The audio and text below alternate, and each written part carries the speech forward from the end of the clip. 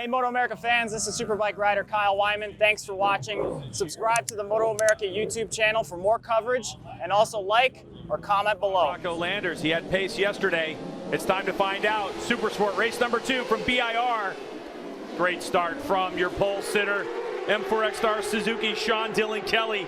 And Rocco Landers out to a good launch. Not quite the launch he had yesterday. Will Rocco make another bid for the lead like he did in race number 1? Sean Dylan Kelly is going to lead us through the turn 2-3 area. Lock off quickly in fourth with Almeida trying to sneak up underneath him as they exit turn 2. Rocco Landers is going to take a shot as they go down into turn 3, just like yesterday. Now, if he can just clean this, get out of here nice, use a little bit more exit. There you go, Rocco. Now he should be able to lead these guys through the infield as we see a rider go off out into the grass behind. Rocco leads them into turn number 4. So Rocco Landers, the 3-time MotoAmerica champ, at a ripe age of 16 years old, has taken the lead in this race, and he's holding on to it as Sean Dylan Kelly looked to be going up the inside. Now we have a battle of manufacturers, the Yamaha leading a Suzuki and a Kawasaki in third. Yeah, and Rocco's really starting to figure this out. We heard him in one of our pre-showed interviews where he was talking to Hannah about how he's lost 12 pounds. He's understanding that these bikes are a little bit heavier, a little bit bigger. You see Escalante trying to sneak up underneath SDK. He wants to try to take a shot and get to Rocco before Sean Dylan Kelly does. But Rocco's talking about how he's just basically getting used to this bike. Him and his team have been working hard. This weekend things seem to be gelling, and he's looking like he might lead his first complete lap of a Supersport race here in MotoAmerica right now. Here comes Rocco Landers onto our front straightaway. Head down behind the bubble. Sean Dylan Kelly looks like he's got a draft, can't do it. So Rocco Landers credited with his first lap led in Supersport. Benjamin Smith, the fastest of the riders, though, at a 37.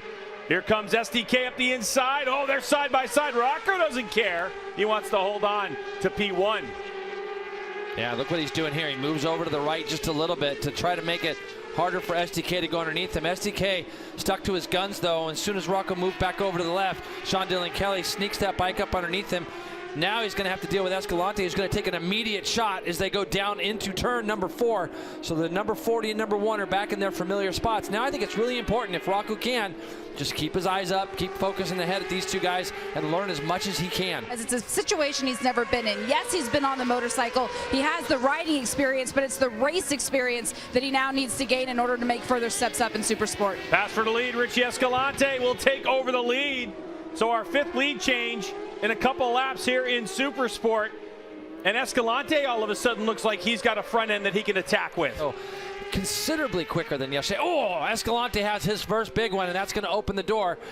So he gets a little loose there, Greg. Got a turn 5, which opened the door for SDK to go underneath as they slid into turn 6. Now, let's see where this pace goes, because I think that the guy in front is capable of doing these times consistently on his own as well.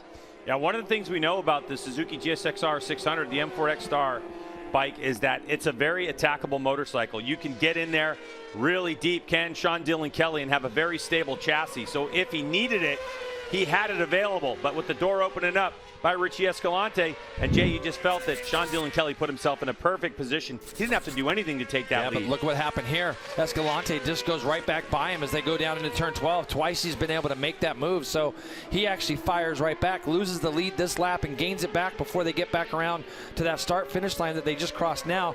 But he's going to these last 3 tracks. If he can leave here with a little momentum and head to those places where he's won before, that's going to be a big confidence builder for him.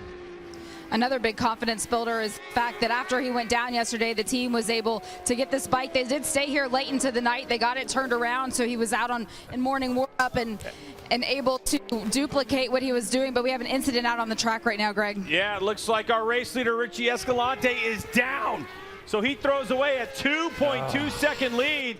Escalante coming onto the pit straightaway, right in front of all the teams, and he is down, and that's going to hand the lead over to Sean Dylan Kelly as Escalante, just outside of our booth, continues to struggle to get that motorcycle up, and it now looks like he is done.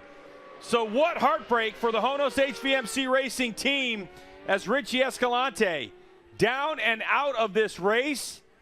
Yeah, that's a tough one there. I mean, we're sitting there, we were listening to Jamie's report, and we're going to get a look at it here. He gets in there and he loses the rear early, and that's just pushing hard, Greg, and it looked like maybe a tiny bit wide, but he was on the gas, and that's why the bike came down the straightaway at the angle that it did.